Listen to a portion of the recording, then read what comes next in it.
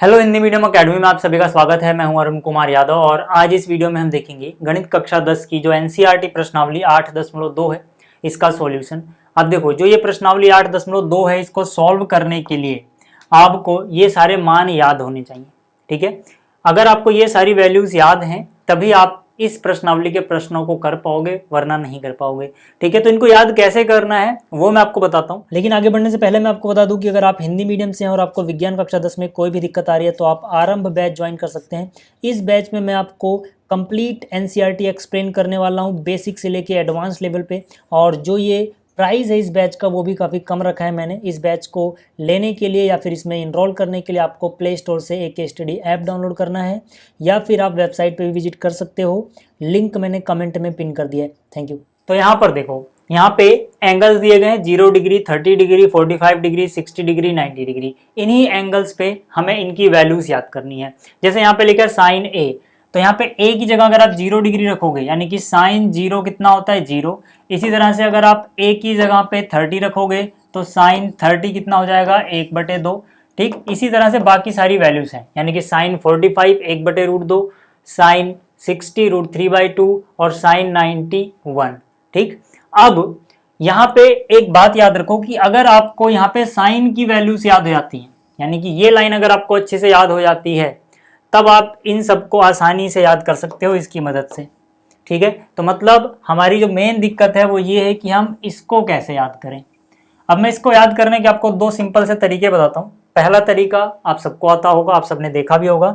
उसमें हम क्या करते हैं, उसमें हम, ठीक है, अभी मान लो कोस को भूल जाओ। ठीक है, अभी मैं सिर्फ साइन की बात कर रहा हूँ। ठीक है, यहाँ पे कोस को भूल जाओ। अभी किसकी बात कर रहे हैं हम लोग, साइन ए की। जो पहला तरीका है साइन के सभी मानों को याद करने के लिए इन कोणों पे, वो क्या है कि हम यहाँ पे लिख लेते हैं 0 1 2 3 4, है ना। दूसरा तरीका भी मैं आपको बताऊंगा। पहला तरीका है हम ऐसे लिख लेते हैं, फिर सबको हम 4 से भाग दे देते हैं। ठीक है, अभी साइन के लिए बता रहा हूं मैं, ये कोस को भूल जाओ थोड़ी देर के लिए। सबको क्या कर देते हैं, डिवाइड बाई 4 और फिर सबका अंडर रूट ले लो। ठीक है, सबका यहाँ पे वर्गमूल या अंडर रूट ले लिया हमने। अब देखो आपको वही वैल्यूज मिल जाएंगी जो यहाँ पे ऊपर लिखी हैं। जैसे 0/4 0 होगा, 0 का अंडर रूट लोगे 0 ही आएगा। ठीक है, 1 का वर्गमूल 1 हुआ, 4 का हो गया 2, यानी कि फिर से देखो ये 1/2 ही आ गया। इसको काटोगे तो 2 1 जा 2 2 जा 4, 1/2। इसका वर्गमूल 1 का 1, ठीक है, 2 का वर्गमूल 2 ही रहेगा। ठीक है, ये हो गया। इसी तरह से 3 का वर्गमूल 3 हो गया, 4 का वर्गमूल कितना आ गया 2, यानी √3/2। 4/4 कट के 1 आ गया, 1 का अंडर रूट 1 होता है। ठीक है, एक तरीका तो ये है कि हम साइन की सारी वैल्यूज, ठीक है, इस तरीके से याद रख पाएंगे। ठीक, दूसरा तरीका क्या है, देखो यार ऐसे हम टेबल बनाने बैठेंगे, ठीक है, 0 1 2 3 4 डिवाइड बाई 4, तो यार क्वेश्चन जब करोगे, ठीक है, तो थोड़ा टाइम ले लेगा आपका। इससे बढ़िया क्या है, आप थोड़ी सी मेहनत करो और कम से कम ये वैल्यूज तो याद कर लो यार। देखो इसको याद करना आसान है। ठीक है, कैसे, देखो अगर मैं बात कर रहा हूँ साइन ए की, ठीक है, बिना टेबल इस बनाए, ठीक है, थोड़ा सा दिमाग पे जोर डालना है, थोड़ा सा ध्यान लगाना है, ये याद हो जाएगा। ठीक है, मेरे साथ साथ याद करो, अभी याद हो जाएगा आपको। देखो कैसे, एक सिंपल सी कहानी कि भाई जो साइन थीटा है या साइन ए है, ठीक है ना, इसकी कहाँ कहाँ पे वैल्यू याद करनी है वो आपके दिमाग में फीड हो जाता है। भाई कोई भी ले लो, ठीक है, इनमें से कोई भी ले लो, आपको 0 पे, 30 पे, 45 पे, 60 पे, 90 पे, इन पे याद रखनी है। तो साइन पहले क्वाड्रेंट में यानी 0 डिग्री से 90 डिग्री में जब जाते हैं तो यहां से ये बढ़ता रहता है। क्या करता रहता है, बढ़ता रहता है। तो शुरुआत में देखो, शुरुआत में, ठीक है, साइन 0 सबको याद हो जाता है, साइन 0 0 होता है, सबको याद हो जाता है। साइन 90 1 होता है, ये भी सबको याद हो जाता है। कभी भी कैलकुलेशन कर रहे होगे ना आप, तो यहाँ पे आपको दिक्कत ही नहीं आएगी कि साइन 0 कितना हुआ 0, साइन 90 कितना हुआ 1, यानी ये 0 से बढ़ता हो गया 1 तक, ऐसा मान के चलो, एक कहानी बना लो अपने दिमाग में। ठीक है, तो ये शुरुआत हुई 0 से, यहाँ पे 1 पे आके एंड हो गया। ठीक, तो साइन 0 0 होता है, साइन 90 1 होता है। ठीक है, ये सबको याद हो जाता है। आराम से दिमाग में सोचो, साइन 0 0, साइन 90 1। फिर आपको क्या करना है, देखो एक कहानी बनाओ कि पहले हम सिंपल नंबर सीखते हैं, गिनती जब हमें पढ़ाई जाती है पहले हम सिंपल नंबर सीखते हैं काउंटिंग में, फिर अपने पास आती है भिन्न यानी फ्रैक्शंस। ठीक है, तो ऐसे याद करो, फिर फ्रैक्शन वाली वैल्यू आएगी 1/2। इतना भी सबको याद हो जाएगा कि एक जगह 1/2 था, एक जगह 1/√2 था, एक जगह √3/2 था, ये सबको याद हो जाता है। लेकिन वो 30 पे था या 60 पे था, यहाँ दिक्कत आती है। ठीक है, तो एक बार इतना दिमाग में फिट कर लेना कि फ्रैक्शन कौन कौन सी है, 1/2, 1/√2 √3/2। अब कहाँ कहाँ पे है, कैसे करोगे, 0, 30, 45, 60, 90 लिख लिया। फिर आपको क्या करना है, सबसे पहले सिंपल फ्रैक्शन हम पढ़ते हैं, तो 1/2। फिर समझ लो इसी 2 को रूट में लिख देना है यार, यही जो 2 लिखा हुआ था इसको रूट में लिख दो, वर्गमूल में लिख दो। ठीक है, यानी कि हम सिंपल भिन्न पढ़ते हैं, सिंपल फ्रैक्शन पढ़ते हैं, फिर रूट वाली पढ़ते हैं, और उसके बाद इस रूट से थोड़ा और ज्यादा आगे गए तो √2 के बाद √3 समझो मिल गया आपको, बस हो गया। ठीक है, अब देखो अपने दिमाग में फिट करो, साइन 0 कितना 0, फिर हमने भिन्न वाला पढ़ा यानी फ्रैक्शन पढ़ी, साइन 30 1/2, फिर साइन 45 उसी 2 को रूट में डाल दिया 1/√2, फिर साइन 60 √3/2, साइन 90 तो 1 होता ही है। फिर अब डायरेक्ट लिखते हैं, ठीक है ना। अब क्या करते हैं, अब डायरेक्ट लिखते हैं इस तरीके से। देखो अगर आपको ये याद हुआ तो आपको सब याद हो जाएगा। आप साइन की बात डायरेक्ट करते हैं, देखो साइन 0 हमको याद है 0, साइन 90 हमको याद है 1, इसमें कोई दिक्कत नहीं आती। ठीक है, साइन 30 की बात करेंगे, सिंपल सा फ्रैक्शन 1/2 आया था, 45 पे तो 1/√2। ठीक है, 60 पे वही चीज √3 में /2, सबको याद हो जाएगा। ठीक है, चाहे आप ऐसे याद करो या 0, 1, 2, 3, 4 /4 वाले तरीके से याद करो, मतलब आपको याद होना चाहिए। ठीक, उसके बाद क्या, जब आपको कोस लिखना है तो जो आपने 0, 1/2, 1/√2 इधर से लिखा था, आप यहां से शुरू करो, यहां से 0 लिखो जो आपने इधर लिखा था, फिर 0 के बाद 1/2 लिखा था, इसमें उल्टा चलना है, फिर 1/2 आएगा, फिर 1/√2 आएगा, फिर √3/2 आएगा, और फिर यहाँ पे 1 आएगा। ठीक है, यानी कि यहाँ पे जो साइन 0 होता था वो साइन कोस 90 होता है, जो साइन 30 होता था 1/2 वो कोस 60 होता है 1/2। तो ये सारी चीजें आपको याद हो जाएंगी। 10 याद करना बहुत इजी है। ठीक है, 10 याद करना बहुत इजी है। एक तरीका तो ये है कि भाई sine theta divide by cos theta करोगे आपको tan थीटा मिलता है, लेकिन वैसे याद मत करो। ठीक है, आप सिंपली क्या याद कर लो, पहले 2 वैल्यू याद कर लो, tan 0 0 होता है, tan 30 1/√3 होता है, बस ये 2 वैल्यू याद कर लो।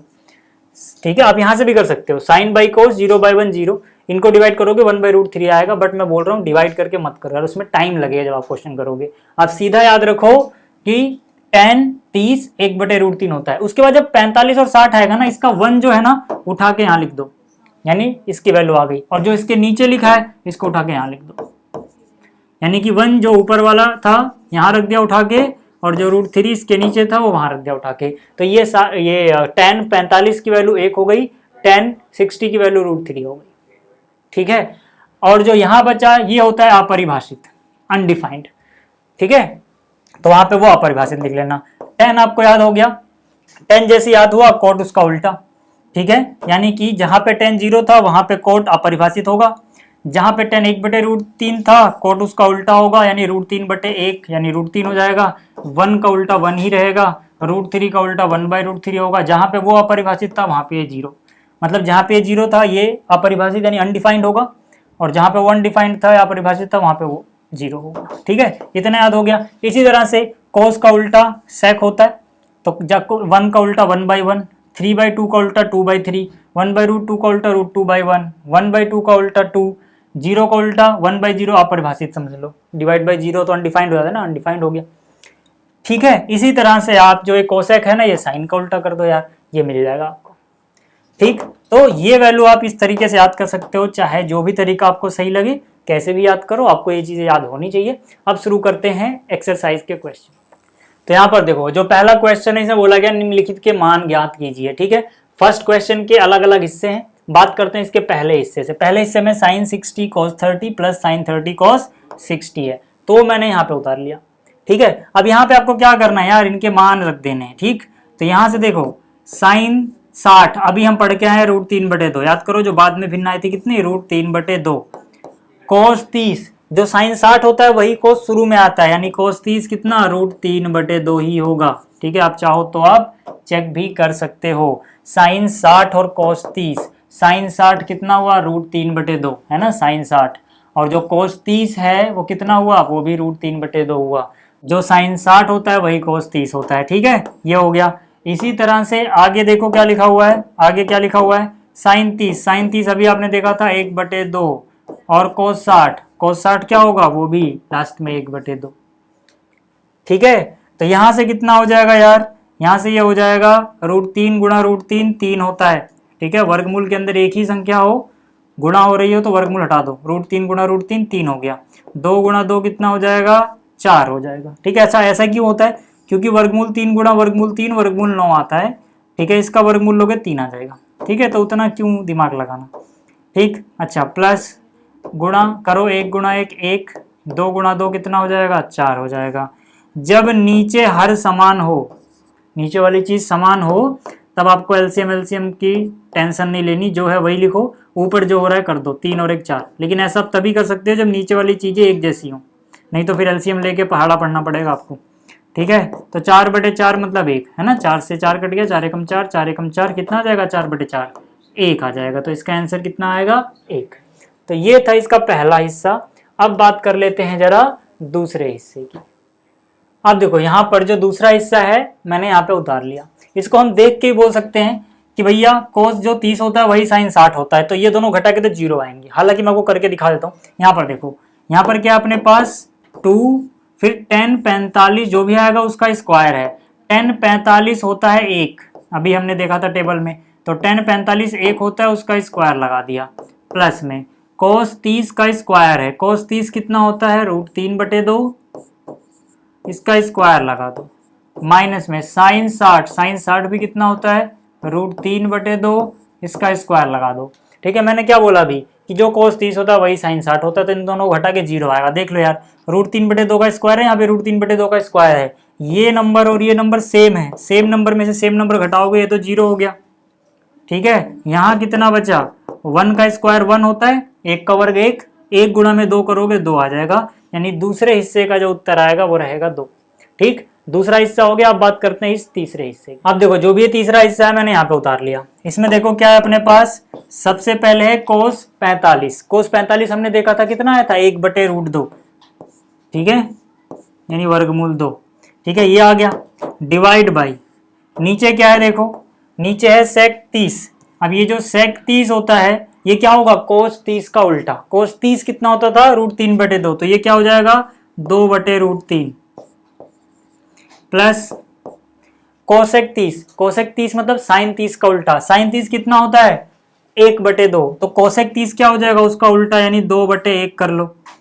ठीक है, तो यहां से देखो क्या 1/√2 अपनी जगह, ठीक है, और ये जो डिवाइड है ये अपनी जगह। नीचे जब हम इनको सोल्व करेंगे तो क्या करो, या तो आप एलसीएम लो, नहीं तो ऐसे क्रॉस मल्टीप्लाई कर दो इनको और इनको आपस में कर दो, ऐसे भी कर सकते हो। तो 1 गुणा में 2 कितना हो गया 2 हो गया। ठीक है, √3 गुणा में 2 करोगे 2√3 हो जाएगा। डिवाइड बाई √3 गुणा में 1 करोगे √3 हो जाएगा, यानी वर्गमूल 3 हो जाएगा। ठीक है, अगर एलसीएम से करोगे तब भी आएगा। √3 और 1 का एलसीएम √3 समझो। ठीक है, तो यहाँ से √3 का पहाड़ा √3 में 1 बढ़ जाएगा, 1 गुणा में 2 करोगे 2 आ जाएगा। 1 का पहाड़ा जिसमें पढ़ोगे उतनी बार जाएगा, √3 गुणा में 2 करोगे 2√3 आ जाएगा। बात वही है। अब इसके बाद वाला स्टेप देखो जरा, इसके बाद वाला स्टेप समझो। आपको याद रखना है कि अगर मान लो मेरे पास कोई भिन्न है, मान लो x/y divide by w divide by p हो, ठीक है, तो ऊपर वाली भिन्न x/y ऐसी रखती है, नीचे वाली को उलट के मल्टीप्लाई करते हैं। आपने छोटी क्लास में सीखा होगा, यानी कि इसको इसमें मल्टीप्लाई करना है तो p ऊपर चला जाएगा, w उसके नीचे आएगा। समझ में आई बात? तो यहाँ भी यही कॉन्सेप्ट हम लगाएंगे कि भाई ये समझ लो x/y है, यानी कि ये तो ऐसे ही रहेगा 1/√2। ठीक है, ये हो गया समझो x/y। ये जो इसके नीचे है इसको उलट दोगे, ठीक है, इसके नीचे जो भी है ये उलट दोगे, मतलब √3 नीचे है ये ऊपर चला जाएगा और 2 + 2√3 नीचे आ जाएगा इसकी। समझ में आई बात?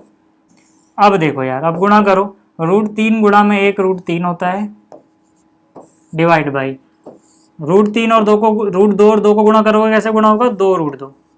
इसको 4 मत लिख देना यार, रूट के बाहर है रूट के अंदर है, 2 दूनी 4 मत करना। ठीक है, यहाँ पे आ जाओ, 2 कुछ नहीं है बाहर तो 1 समझो, है ना, उसी से हम गुणा करते हैं। तो 2 गुणा में 1 कितना हो गया 2, और वर्गमूल 2 वर्गमूल 3 वर्गमूल 6, 2 3 6 वर्गमूल वाले आपस में गुणा हो जाएंगे। ठीक, अब यहाँ से देखो, अब हम क्या कर सकते हैं यार, यहाँ पे जो हर है उसमें एक अपरिमेय संख्या है, तो हर का परिमेयकरण जो हम करते हैं वही करेंगे। उसके लिए क्या करते हैं, जो बीच में निशान है उसको बदल के गुणा करो, यानी कि 2 वर्गमूल 2 और 2 वर्गमूल 6 अपनी जगह रहेंगे, लेकिन यहाँ पर जो प्लस था इसका उल्टा यानी माइनस आएगा।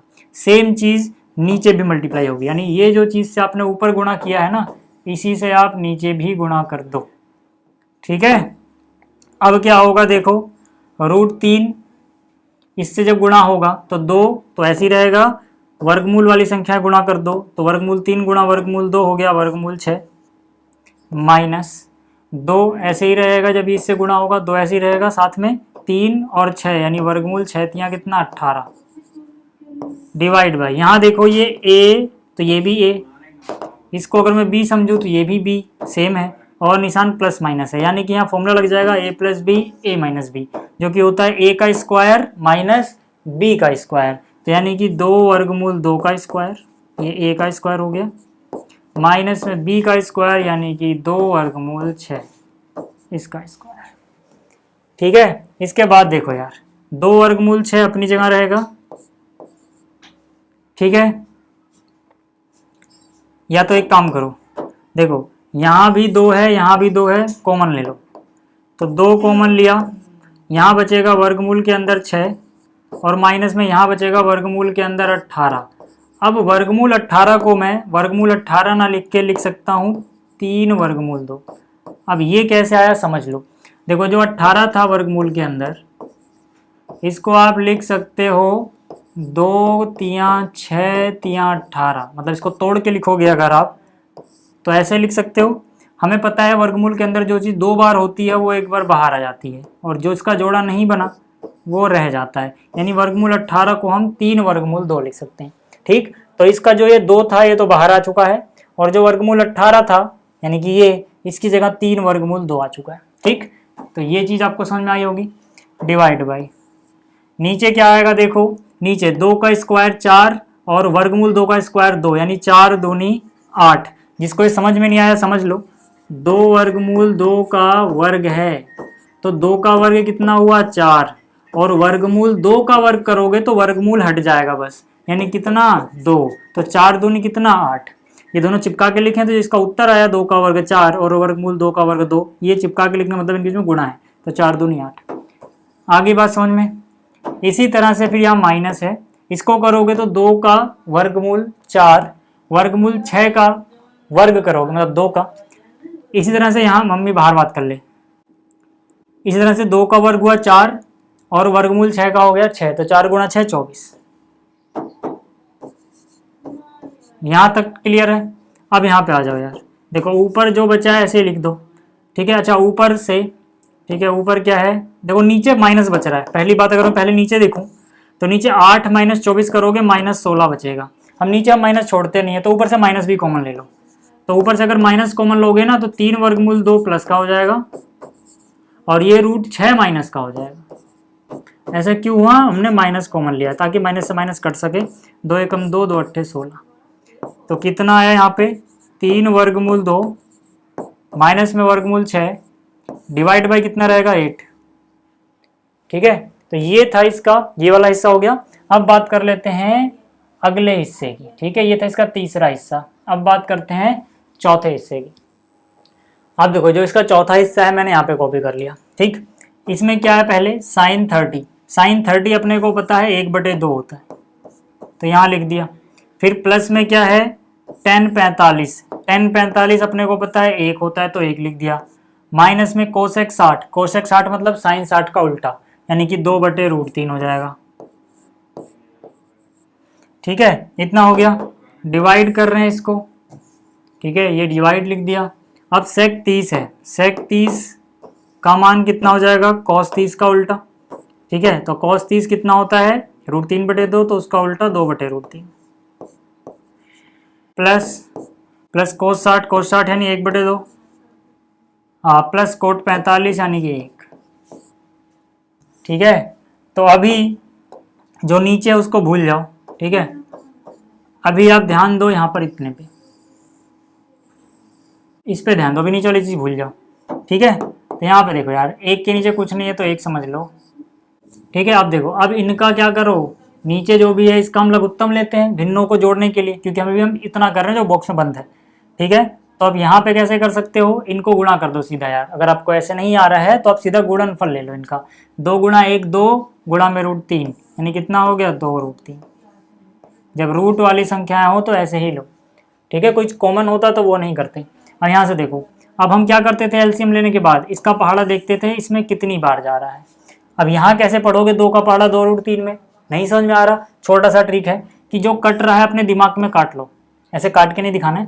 2 से 2 कट गया, समझो कितना बचा √3, यानी इसका पहाड़ा इसमें √3 बार ही जाएगा क्योंकि 2 कट जा रहा है। तो यही जो √3 बार गया उसको ऊपर वाले से गुना कर दो, √3 गुणा 1 √3। इस तरह से 1 का पहाड़ा तो जिसमें ही पढ़ो उतनी बार ही जाता है, यानी 2√3 बार ही जाएगा। 2√3 गुणा 1 करोगे 2√3 ही आ जाएगा। फिर माइनस है, माइनस लगाओ, √3 से देखो √3 कट रहा है, यानी कि √3 का पहाड़ा इसमें 2 बार जाएगा। ठीक है, तो 2 गुणा में 2 कितना हो गया 4। ठीक है, ऊपर वाली चीज समझ में आ गई। अब यहाँ पर जो नीचे है ना, इसकी बात कर रहा हूँ, इस पे ध्यान दो। ठीक है, अब इस 1 के नीचे कुछ नहीं तो 1 समझ सकते हो, मतलब कुछ दिख नहीं रहा है तो है तो वैसे। ठीक है, डिवाइड बाई कितना 2√3 और 1, यानी इसका भी 2√3 आएगा लघुत्तम। यहाँ से √3 से समझो √3 कटा, 2 बचा, 2 गुणा 2 यानी कितना होता है 4, प्लस 2 का पहाड़ा कितनी बार जाएगा, 2 से 2 कट गया, कितना √3 गुणा 1 √3, प्लस 1 का पहाड़ा तो इतनी बार ही जाएगा, नहीं 2√3 गुणा 1 2√3। इतनी बात क्लियर है। अब देखो यहाँ से नीचे क्या है 2√3 और इसके नीचे क्या है 2√3, नीचे वाले सेम हो तो इसके नीचे वाले से इसके नीचे वाला कट गया, जो जो बचा है हम ऊपर लिखते हैं। अब देखो क्या क्या बचा हुआ है, देखो यहाँ पर 2 बार √3 है और ये 1 √3 है, तो 2√3 और 1 √3 कितने √3 हो जाएंगे 3 √3। जिसको ये समझ में नहीं आया है समझ लो, √3 को x मानो, तो यहाँ पे 1x और √3 को x मान लिया, यहाँ पे 2x और 1x कितने x होते 3x, x को रिप्लेस कर दो √3 से, समझ में आ जाएगा। ठीक, तो पता लग गया दोनों को जोड़ के ये कैसे आया, माइनस में 4 डिवाइड बाई। ठीक है, ये तो कट चुका है, भूल जाओ यार। अब इसके नीचे सीधा ये लिखो। ठीक है, 4√3, पहले √3 वाला देखो, यहाँ पे 2√3 है और 1 √3 है, कितने √3 हो गए, इन दोनों को मिला के हो गया 3 √3, और ये 4 कुछ नहीं निशान दिख रहा, मतलब इसके पहले प्लस है तो ये +4 बचा हुआ है। आगे बात समझ में, जब इसे नीचे वाला कट जाएगा तो सीधा इसके नीचे हम ये लिख सकते हैं, याद रखना। ठीक है, पूरा पूरा कटना चाहिए लेकिन उसके लिए। अब यहाँ पे आ जाओ, अब यहाँ क्या कर सकते हो यार, देख लो, इसको जो हर है उसका परिमेयकरण कर दो, यानी इसमें निशान क्या है प्लस, बदल के मल्टीप्लाई कर दो, यानी कि 3√3 +4 की जगह -4, और यहाँ पर भी 3√3 +4 की जगह -4। तो अब आप देखोगे तो यार यहाँ पर ये चीज और ये चीज तो सेम टू सेम है, देख लो बिल्कुल सेम टू सेम है, जो यहाँ वो यहाँ, यानी कि मैं कह सकता हूँ इसका वर्ग लिख सकता हूँ नीचे, यानी कि मैं 3√3 -4, 2 बार है गुणा में तो इसका वर्ग लिख दो, डिवाइड बाई, यहाँ पे सेम नहीं है, यहाँ प्लस है तो यहाँ माइनस है, तो यहाँ फॉर्मूला लगा दो a + b a - b, जो कि क्या होता है a का स्क्वायर यानी 3√3 का स्क्वायर माइनस b का स्क्वायर यानी 4 का स्क्वायर। तो यहाँ पे a - b का होल स्क्वायर वाला फॉर्मूला लगेगा, जो कि क्या होता है a का स्क्वायर यानी कि 3√3 का स्क्वायर प्लस में b का स्क्वायर यानी 4 का स्क्वायर माइनस में 2ab यानी कि 2, a की जगह क्या आ जाएगा 3√3, b की जगह क्या आ जाएगा 4, डिवाइड बाई, यहाँ क्या होगा 3 का स्क्वायर 9 और वर्गमूल 3 का स्क्वायर 3, यानी 9 3 27। जिसको नहीं समझ में आया समझ लो फिर से, इस 3 का वर्ग किया 9 आया, वर्गमूल में 3 है, वर्ग करोगे 3 ही आएगा, तो 9 गुणा 3 कितना 27 हो जाएगा, माइनस 4 का स्क्वायर 16 होता है, तो 4 का स्क्वायर कितना लिख दिया 16। अब यहाँ पे आ जाओ, देखो ये भी तो वैसे ही होगा, जैसे 3 वर्गमूल 3 का स्क्वायर, यहाँ भी क्या था 27 आया था, तो यहाँ भी 3 का स्क्वायर 9, √3 का स्क्वायर 3 यानी 9 3 27, 4 का वर्ग 16 माइनस 2 गुणा 3 6 गुणा में 4 24, और ये वर्गमूल 3 भी तो है साथ में। ठीक है, पहले 2 3 6 गुणा 4 24 कर लिया, फिर वर्गमूल 3 लिख दिया। ठीक, 27 में से 16 जाता है 11 बचता है, नीचे आ गया 27 - 16 11, 27 और 16 जोड़ोगे तो 6 7 13 10 यानी 43। ठीक है, 33 10 43 माइनस 24√3 बटे में कितना है 11, तो ये हिस्सा भी हो गया। ठीक है, अब बात करते हैं इसके अगले हिस्से। अब देखो जो इसका अगला हिस्सा यानी 5th पार्ट है वो मैंने यहाँ पे कॉपी कर लिया है। ठीक, पहले में क्या है 5 और साथ में क्या है कोस स्क्वायर 60, यानी कोस 60 का स्क्वायर लगा दो। कोस 60 कितना होता है 1/2 प्लस 4, तो 4 का 4 लिखा, सेक 30 का वर्ग है, सेक 30 कितना होता है 2/√3, तो इसका वर्ग लगा दिया। माइनस में 10 स्क्वायर 45, यानी जो भी आता है 10 45 उसका वर्ग, 10 45 होता है 1, डिवाइड बाई नीचे देखो यार साइन स्क्वायर 30 कोस स्क्वायर 30, बाद में आप फॉर्मूला पढ़ोगे sine square theta plus cos square theta 1 होता है, मतलब अगर दोनों के एंगल सेम है, स्क्वायर हो रहा है, जुड़ रहा है तो 1 आ जाएगा, बट हमने वो फॉर्मूला पढ़ा नहीं है तो मैं उससे नहीं कर रहा अभी, बाद में आप देखोगे इसका आंसर 1 ही आएगा वैसे, ठीक है। साइन 30 होता है 1/2 स्क्वायर प्लस कोस 30 होता है √3/2 स्क्वायर। यहाँ पे आ जाओ, पहले स्क्वायर सोल्व करो तो हो जाएगा 5 इंटू में 1 का स्क्वायर हो गया 1, 2 का स्क्वायर हो गया 4, प्लस 4 इंटू में 2 का स्क्वायर हो गया 4 और वर्गमूल 3 का स्क्वायर हो गया 3, माइनस 1 का वर्ग हुआ 1, ठीक है, डिवाइड बाई ये हो गया 1/4 प्लस इसका वर्ग हो गया 3/4, ठीक। देखो पहले इस पे फोकस करो, ठीक है। यहाँ पे क्या क्या हो जाएगा 5 1 जब 5 डिवाइड बाई 4 यानी 5/4 प्लस 4 गुणा में 4 16/3 माइनस 1, ठीक है। देखो इनके नीचे वाला सेम है, हर सेम हो तो झंझट नहीं पालनी, 4 का 4 लिखो, ऊपर जो भी है 3 और 1 जोड़ दो, तो 4/4 तो 1 हो गया, यानी डिवाइड में 1 बचा है, 1 डिवाइड में लिखो मत लिखो, यानी इसकी कहानी खत्म, ये समझ लो 1 नीचे चलता रहेगा, जो चीज़ बची है उसको बस जोड़ लो। देखो इसके नीचे कुछ नहीं तो 1 लिखा, 4 3 और 1 का लघुत्तम कितना 12, ये जो 1 बचा है ना समझ लो इसके नीचे है, बट वो लिखना जरूरी नहीं है। यहाँ पे आ जाओ, 4 का पहाड़ा 3 बार गया, 4 3 12, 3 गुणा में 5 करोगे 15, 3 का पहाड़ा 4 बार गया, 3 चौक 12, 4 गुणा में 4, 4 गुणा में 16 64, 1 का पहाड़ा 12 में 12 बार ही जाएगा, 12 गुणा 1 12, ठीक है। और देखो नीचे 1 आ गया, मैंने कहा था ना साइन स्क्वायर थीटा को स्क्वायर थीटा डायरेक्ट 1 भी लिख सकते हो आप। यहाँ पे आ जाओ, 15 और 64 जोड़ा कितना हो जाएगा 79 माइनस कितना 12 डिवाइड बाई कितना 12, कितना बचेगा ये 67 डिवाइड बाई 12, ठीक। तो ये हो गया, तो इसके 5 हिस्से हो गए हैं। अब बात करते हैं जरा दूसरे क्वेश्चन की। दूसरे क्वेश्चन में सही विकल्प चुनना है हमें, ठीक है। इसके 4 अलग अलग हिस्से हैं, ठीक है, हमें सही बताना है कौन सा होगा। तो बात करते हैं पहले हिस्से की, ये रहा इसका पहला हिस्सा। यहाँ पर क्या दिया गया है 2 10 30 डिवाइड बाई 1 प्लस 10 स्क्वायर 30। तो यार ये तो आसान है, देखो यहाँ हो जाएगा 2 10 30, 10 30 मैंने कहा था अब याद रखना 1/√3 होता है, डिवाइड बाई 1 प्लस फिर से 10 30 का वर्ग है, यानी कि 10 जो भी आएगा 10 30 का मान उसका वर्ग करना पड़ेगा, ठीक है। तो यहाँ से देखो 2 गुणा में 1, ठीक है, इसके नीचे कुछ नहीं तो 1 समझ लो। गुणा में कैसे करते हैं, ऊपर की ऊपर गुणा नीचे की नीचे गुणा, ठीक है।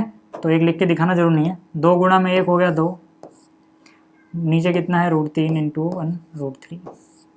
यहाँ पे आ जाओ 1 प्लस 1 का स्क्वायर पहले करना पड़ेगा 1, √3 का स्क्वायर 3, कितना हो जाएगा ये 2/√3 डिवाइड बाई 3 1 3 प्लस 1 यानी 4/3।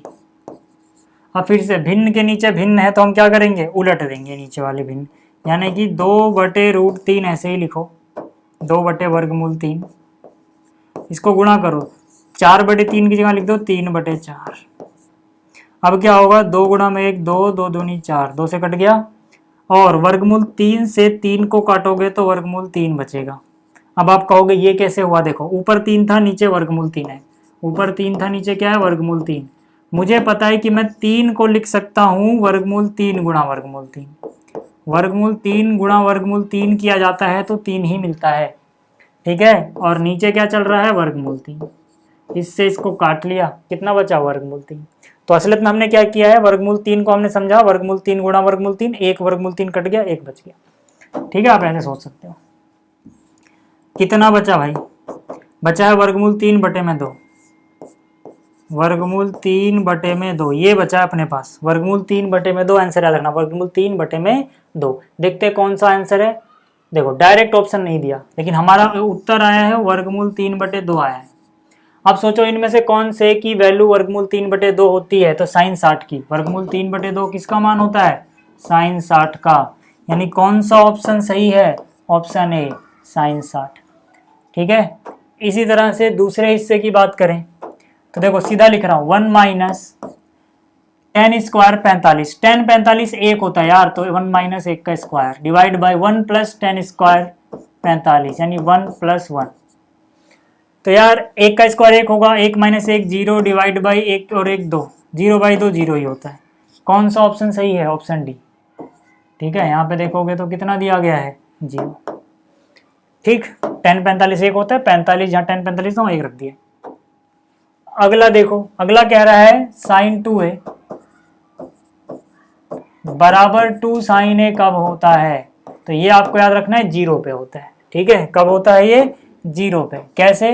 रख के देख लो चाहे। यहाँ पे साइन 2a की जगह रख दिया 0, यहाँ पर 2 साइन a की जगह रख दिया 0। तो देखो ये हो जाएगा साइन 2 इंटू 0 0 ही होता है, तो साइन 0 0 आ गया। और यहाँ पे 2 साइन 0 0 होता है, यानी कि 2 इंटू 0 0 आ गया। तो यहाँ से LHS बराबर RHS आया कि नहीं आया? तो याद रखना है साइन 2a 2 साइन a किसके बराबर कब होता है? बराबर जब a का मान 0।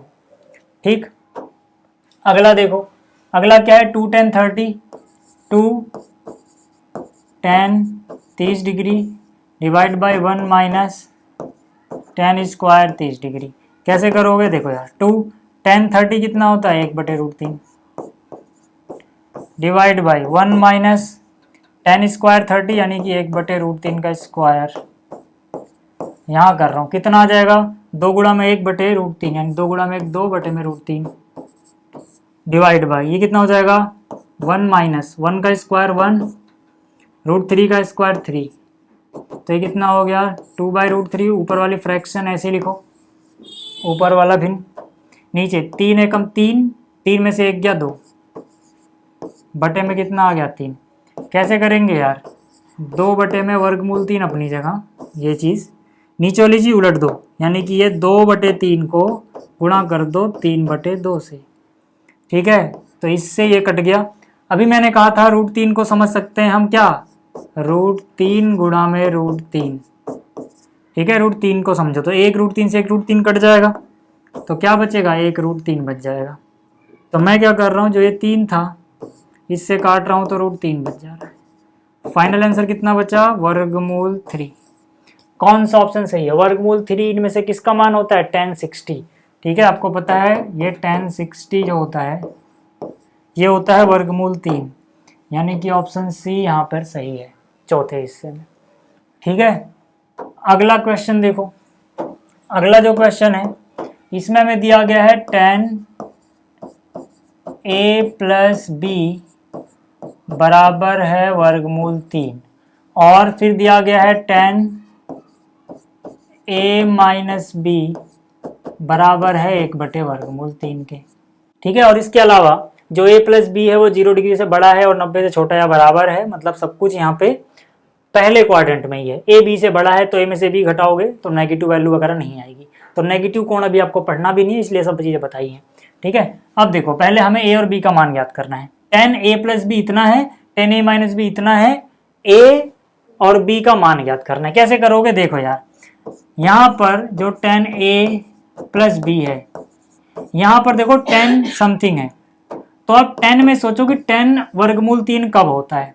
ठीक है, तो आपको पता है tan 60।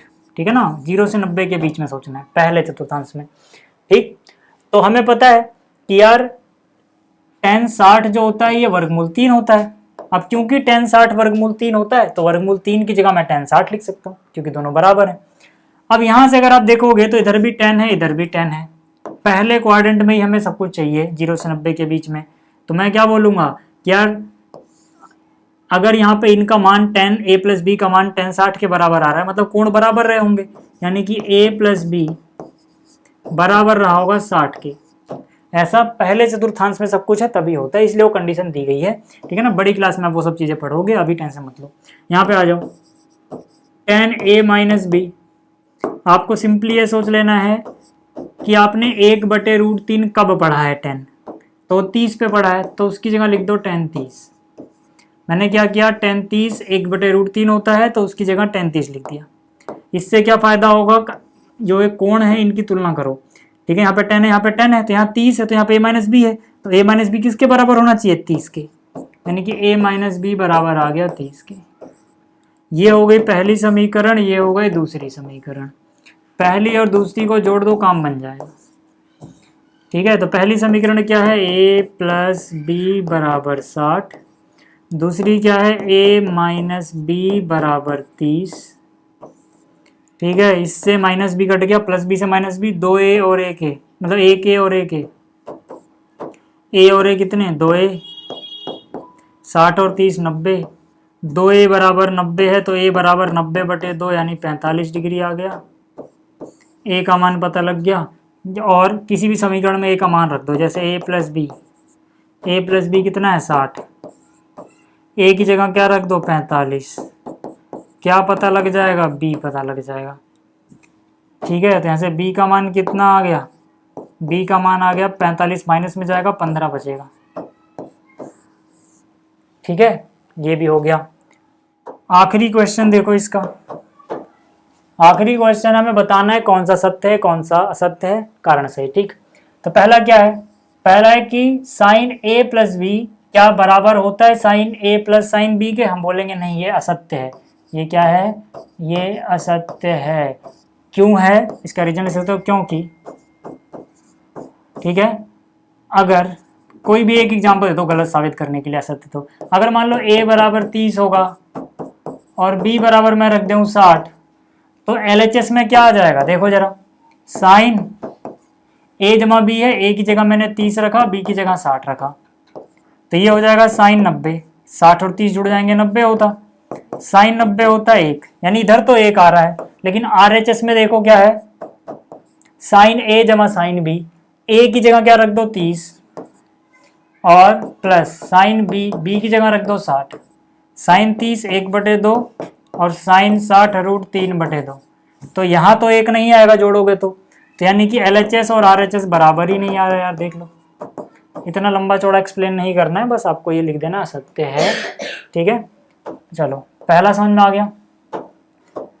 दूसरे में क्या है, थीटा में वृद्धि होने के साथ साइन थीटा के मान में वृद्धि होती है, हाँ, ठीक है। पहले क्वाड्रेंट की बात करें 0 से 90, उससे आगे आपको क्लास 10th में पढ़ना भी नहीं है, तो क्लास 10th के पॉइंट ऑफ व्यू से जो पहला चतुर्थांश होता है 0 से 90 के बीच में हम जाते हैं, तो साइन थीटा, जैसे जैसे थीटा बढ़ेगा वैसे वैसे थीटा साइन थीटा का मान भी ज्यादा हो जाता है, ठीक है। जैसे साइन 0 था, फिर साइन 45 पे गए आगे, ठीक है, साइन 30 पे गए तो 1/2 हो गया, 45 पे गए 1/√2 हो गया, फिर 60 पे गए और बढ़ गया, 90 पे गए और बढ़ गया। तो मतलब जैसे जैसे थीटा बढ़ रहा है पहले चतुर्थांश में, वैसे वैसे साइन थीटा के मान में वृद्धि हो रही है, तो ये सत्य है, ठीक है। तीसरा क्या है, थीटा में वृद्धि होने के साथ साथ कोस थीटा में वृद्धि होती है, नहीं, ये असत्य है, यहाँ लिख देना असत्य, वो कम होता है बल्कि, ठीक है। अगला क्या है, थीटा के सभी मानों पर साइन थीटा कोस थीटा बराबर होते हैं, नहीं यार, इसका तो आप सीधा देख सकते हो भाई, साइन 30 कोस 30 के बराबर थोड़ी होता है, ठीक। अगला क्या है, a बराबर 0 पर कोट ए परिभाषित नहीं है, ये सत्य है। क्यों, क्योंकि जो कोट ए होगा वो बराबर, कोट बराबर होता है cos theta divide by sine theta के, आप याद रखना अगर आपको याद ना हो तो। वैसे आपको याद ही था कि कोट 0 अपरिभाषित है, अगर आपको टेबल याद है तो, नहीं याद है तो आप ऐसे याद कर लो यार, सबकी जगह 0 रखोगे तो यहाँ से क्या नजर आएगा, a की जगह 0 रख दो,